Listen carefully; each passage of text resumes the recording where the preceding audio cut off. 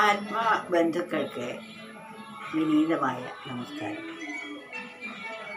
അജ്ഞാനം നീങ്ങണമെങ്കിൽ ജ്ഞാനം കൂടിയേ കഴിയൂ.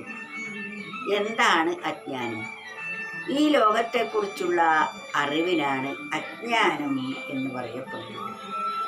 ആത്മാവിനെ കുറിച്ചുള്ള അറിവിനാണ് ജ്ഞാനം എന്ന് പറയുന്നത്. ഈ അജ്ഞാനം നീങ്ങണമെങ്കിൽ എന്ത് വേണം? ജ്ഞാനമുണ്ടാകണം. ജ്ഞാനമുണ്ടാകണമെങ്കിൽ ആത്മവിചാരം നമ്മളിൽ ഉണ്ടാവണം. അതുകൊണ്ട് എന്ത് ചെയ്യണം? ആയതിനാൽ ഹൃദി ചെയ്യുക തത്വവിചാരം പോമജ്ഞാനം ദൂരത്തല്ലനുഭൂതി തലത്തിൽ തെളിയും ആത്മതലത്തെ. ആയതിനാൽ ഹൃദി ചെയ്യുക തത്വവിചാരം പോമജ്ഞാനം. ആയതിനാൽ ഹൃദി ചെയ്യുക തത്വവിചാരം. നമ്മുടെ മനസ്സുകൊണ്ട് എപ്പോഴും ആത്മതത്വത്തെ വിചാരം ചെയ്തുകൊണ്ടേ ഇരിക്കണം. ആത്മാവിനെ വിചാരം ചെയ്തുകൊണ്ടിരിക്കുക എന്ന് പറഞ്ഞാൽ നിരന്തരം നമ്മുടെ മനസ്സിൽ ആത്മസ്മരണയുണ്ടാവുക എന്നാണ്. നമ്മെ നടത്തുന്നതും ഇരുത്തുന്നതും ഉറക്കുന്നതും ഉണർത്തുന്നതും ഊട്ടുന്നതും ഉണ്ടതിനെ ദഹിപ്പിക്കുന്നതും എല്ലാം സർവേശ്വരൻ ആണ് എന്ന ബോധം എപ്പോഴും ഉണ്ടാവുക. അത് ദൂരത്തല്ല, നമ്മുടെ ഏറ്റവും അടുത്താണ് ഇരിക്കുന്നത്. ആയതിനാൽ ഹൃദി ചെയ്യുക തത്വവിചാരം പോമജ്ഞാനം. തത്വവിചാരം ചെയ്താൽ അജ്ഞാനം നീങ്ങും. പോം അജ്ഞാനം, അജ്ഞാനം ഇല്ലാതെയാകും.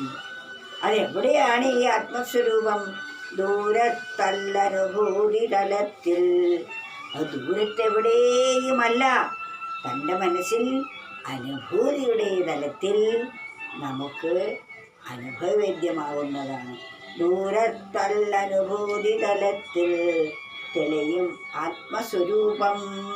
ആത്മസ്വരൂപം നമുക്ക് അനുഭൂതി തലത്തിൽ തന്നിൽ തന്നെ താനായി വിളങ്ങിക്കൊണ്ടിരിക്കുന്നത് അതാണെന്ന ബോധം നമ്മളിൽ ഉദയം ചെയ്യും.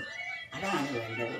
അതിന് നിരന്തരമായ ആത്മവിചാരം കൂടിയേ കഴിയൂ. ആയതിനാൽ ഹൃദി ചെയ്യുക തത്വവിചാരം പോമജ്ഞാനം ദൂരത്തല്ലനുഭൂതി തലത്തിൽ തെളിയും ആത്മതലത്തെ. ആ ആത്മതലത്തെ നമുക്ക് തെളിഞ്ഞ് കാണാൻ സാധിക്കുന്നതാണ്. ഇത്തരം സുഭാഷിത രത്നങ്ങൾ നമ്മൾ നിരന്തരം മനനം ചെയ്യുമ്പോൾ നമ്മുടെ മനസ്സ് ശരിയായ തലത്തിൽ ചിന്തിക്കാൻ തുടങ്ങും.